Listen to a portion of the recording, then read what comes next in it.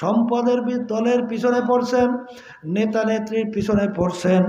আমি সেই বাজানদেরকে স্মরণ করাইয়া দেওয়ার জন্য বলবো, ফরিদপুরে একজন আমাকে বলতেছিল, হুজুর এলাকার ভিতরে বড় একজন ধনী মারা যাওয়ার পরে হুজুর যখন সন্ধ্যা হয়ে আসতেছে অন্ধকার, ঘরের ভিতর থেকে ডাক দিয়া বলে, রাত্রে তাকে ঘরে রাখা যাবে না,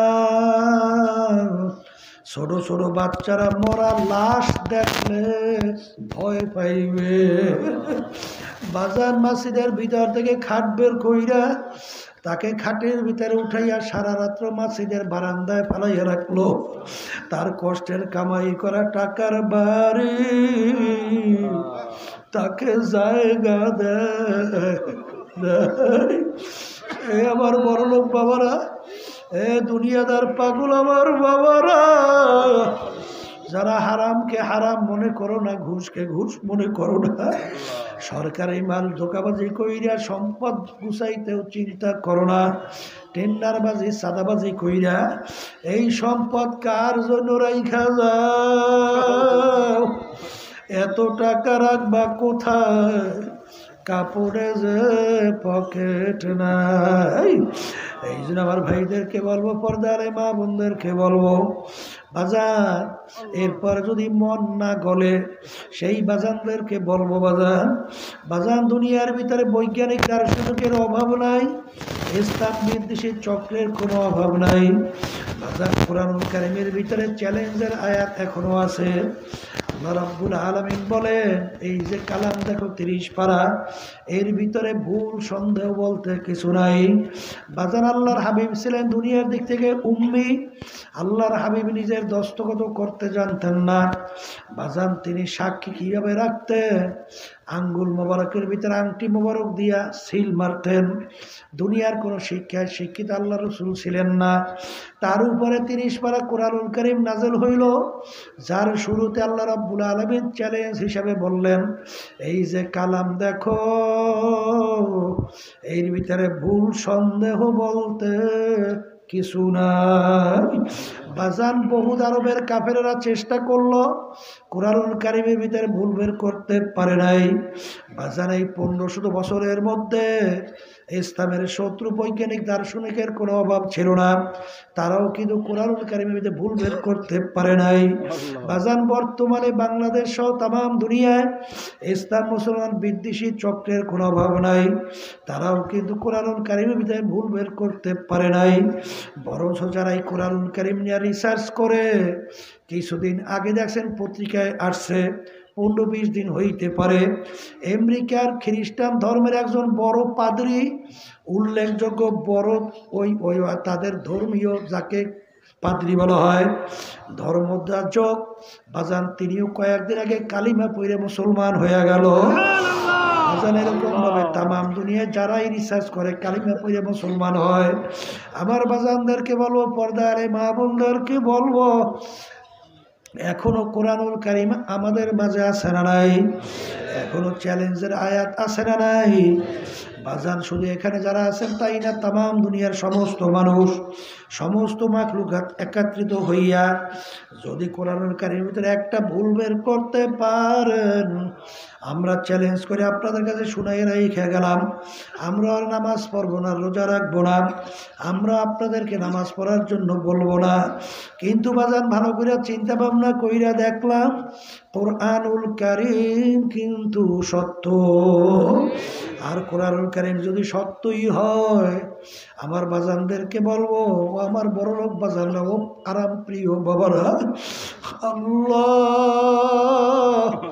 আল্লাহ রাসূল সাল্লাল্লাহু আলাইহি ওয়াসাল্লাম বলছেন, ও আমার উম্মতেরা, আল কবরু রাউযাতুম মিন রিয়াজিল জান্নাহ আও হুফরাতুম মিন হুফারিন নার। এই যে কবর দেখো, এই কবর কিন্তু আসল কবর না। আরে কোনো আল্লাহর বান্দা বান্দির কবর একটা বেহেশতের বাগান হইয়া যাবে। আল্লাহ আমার জন্য, আমাদের সবার জন্য কবুল করে না।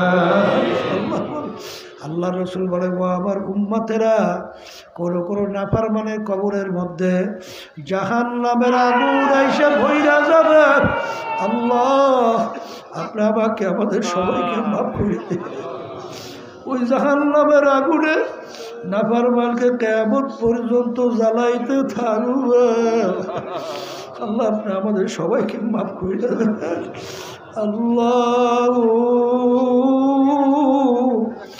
আল্লাহ রসুল বলেন, ও আমার উম্মতেরা,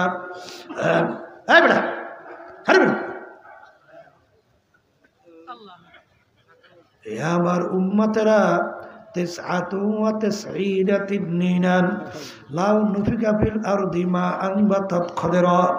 আল্লাহ রসুল সাল্লাল্লাহু আলাইহি ওয়াসাল্লাম বলেন, কোন কোন নাফরমানের কবরের ভিতরে একটা না দুইটা না, ওই সব নাফরমানের কবরের মধ্যে একটা না দুইটা না 99টা বিষাক্ত সাপ জমা হইয়া যাবে।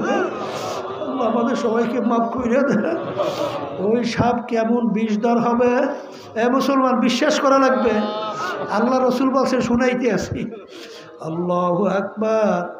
দুনিয়ার ভিতরে মুখ করে যদি ফুঁক দিত গাছপালা তরুলতা মাথা জাগাতে পারতো না। কিয়ামত পর্যন্ত ওই বিষাক্ত সাপ নাফরমানকে পেঁচাইয়া পেঁচাইয়া ঠোকরাইতে থাকবে। আল্লাহ আমাকে আমাদের সবাইকে মাফ করে দিয়ে। আল্লাহর বান্দারা, হে পর্দার আড়ালের মা বোনেরা, আজকে যে আমরা সূর্যটা দেখতেছি, এই সূর্য দুনিয়ার থেকে 9,30,00,000 মাইল দূরে।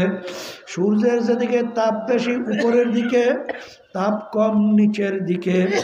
বাজান, এই সূর্য যখন গরমের দিনে দুপুরের সময় 2,09,30,00,000 মাইল দূর থেকে যখন ঠান্ডা জমিনের ভিতরে তাপ দেওয়া শুরু করে, বাজার সূর্যের তাপে তুমি আর আমি পাগলের মতো হইয়া গাছের নিচে দৌড় দেয়, কেউ ছায়ার নিচে যায়। ওই সময় যদি কাউকে 1 ঘন্টা টিনের চালে বাইন্ধে রাখা হয়, মনে হয় আর জ্যান্ত তালাশ করে পাওয়া যাবে না। আল্লাহ রসুল বলেন, ও আমার উম্মতেরা, কিয়ামতের ময়দানে আমার মালিক এই সূর্য 1 হাত বা 1.25 হাত মাথার উপরে আমার মাওলা উব্বুর করে ছাইরা দিবে। ছাইরা আমার মালিক বলবে, ও সূর্য, তোর ভিতরে যত তাপ আছে সারা নাফরমান বুঝু আমি মাওলা কেমন। কিয়ামতের ময়দানে ঘর নাই, বাড়ি নাই, পানি নাই, বাজার কোনো গাছপালাও কিছু নাই। কিয়ামতের ময়দানটা হবে তামার জমিন। সূর্যের তাপে তামার জমিন পুইরা লাল চামড়ার মতো লাল হইয়া যাবে। বাজার ভাগুন যাও, কোনো জায়গা নাই। সূর্যের তাপে নাফরমানদের তালুটা টাস টাস কইরা ফাইটা মগজগুলা ভাতের মতো উতলাইয়া উতলাইয়া বাইয়া বাইয়া পড়তে থাকবে। লা ইয়ামুতু ফিহা ওয়ালা ইয়াহইয়া, মানুষ বাঁচবেও না মরবেও না। বাজার ওই 1 সেকেন্ডের আযাব সহ্য করার দুনিয়ার কোনো মানুষের নাই।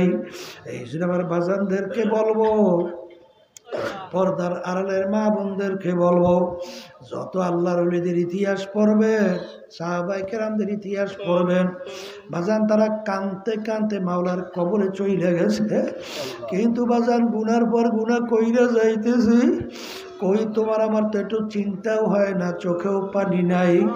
যেই মামলার তদবির নাই, সেই মামলারও কিন্তু খালাস নাই। আমার মালিক যখন এই মাহফিলে নিয়ে আসছেন, দিলটাকে ভাইঙ্গা গুনার কথা মনে কইরা 2 চোখের পানি ছাইরা মাওলার দরবারে কান্দেন আর মাপ চান। যদি মাপ চাওয়ার মতো চাইতে পারেন, আমার মালিক মাপ করবেন। শুধু তাই না, তোমার আমার গুনাহকে আমার মালিক নেকের দ্বারা পরিবর্তন কইরা দিবে।